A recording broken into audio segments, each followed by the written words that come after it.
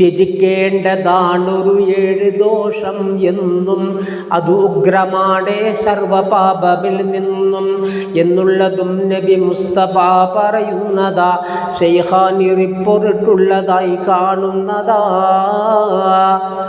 അതിലൊന്ന് റബ്ബിനെ കൊണ്ട് ശിർക്ക് നീ വെക്കല, ഇരുഭവനവും അതുകൊണ്ട് വന്നഷ്ടത്തില, വമ്പിച്ച ദുൽമിൽ പെട്ടതാ ശിർക്കെന്ന് സൂറത്ത് ലുഖ്മാൻ വ്യക്തമായി പറയുന്നു.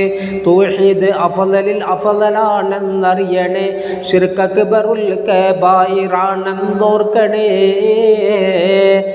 തൗഹീദിനുള്ളത് എപ്പോഴും നൂറാണ്, അതുപോലെ ശിർക്കിന് സോദരാനാറാണ്. മുവഹ്ഹിദീങ്ങൾക്കുള്ള സുഅമാലുകൾ കരിക്കുന്നതാ തൗഹീദിനുള്ള അൻവാറുകൾ, ഹസനാത്ത് മുശ്രിക്കിനുള്ളതും കരിക്കുന്നതാ ശിർക്കിൻ്റെ നാറും എന്ന് നീ അറിയേണ്ടതാ.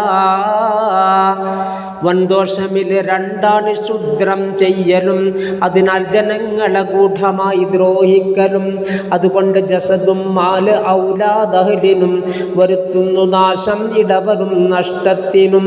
ഈ രീതിയിൽ ജനദ്രോഹിയായി നടക്കുന്ന ദുർമാർഗികൾക്കെന്തും തൊഴിൽ ഇതു തന്നെ. ആർക്കോ അവൻ്റെ സഹോദരൻ എന്തോ ഗുണം കഴിവുണ്ട് ചെയ്യാൻ എന്നു വന്നാൽ ചെയ്യണം എന്നുള്ളതും തിരു മുസ്തഫ പറയുന്നതാ. റൂഹുൽ ബയാൻ നീ നോക്കിയാൽ കാണുന്നതാ. ക്ഷുദ്രം ഒരാൾക്കേറ്റെന്ന് വന്നാൽ പിന്നെ അറിവുള്ളവൻ അത് ബാത്തിലാക്കുക തന്നെ, അത് ജായിസാണ് സോദരാ നീ കേൾക്കെ. പ്രസ്തുത ഹദീത്തും ചൂണ്ടിയത് നീ നോക്ക്, വഴിയിൽ കിടക്കും കല്ല് മുള്ളിനി മാറ്റലും ഈമാന്റെ ശാഖയിൽ ഉൾപ്പെടുന്നു ഹദീസിലും. അതുപോലെ തന്നെ നാട് ശഹറിൽ നിന്ന് മസ്ഹൂറിനെ രക്ഷിക്കലും നീ ചെന്ന്. ഖുർആൻ ശരീഫ് അദ്കാറ് കൊണ്ടാ വേണ്ടത്, നജസുൽപ്പെടാത്തത് കൊണ്ടുമാണ് എഴുതേണ്ടത്. അള്ളാഹുവിൻ്റെ അസ്മാക്കൾ എഴുതൽ നല്ലതാ, രോഗിക്ക് നീ കുടിപ്പിക്കലും ഫലമുള്ളതാ. കൂടാതെ എഴുതി കെട്ടലും ഗുണമുണ്ട്, ശൈത്താൻ ഒതുങ്ങി അമർന്നിടും എന്നുണ്ട്. റൂഹുൽ ബയാൻ നീ നോക്കിയതെല്ലാം വ്യക്തമാ, 195 ഒന്നിൽ സ്പഷ്ടമാ. അള്ളാഹുവിൻ്റെ അസ്മാ കൊണ്ട് ഇബ്ത്വാല് ചെയ്താൽ സലാമത്തായി വരും അഹ്വാല്.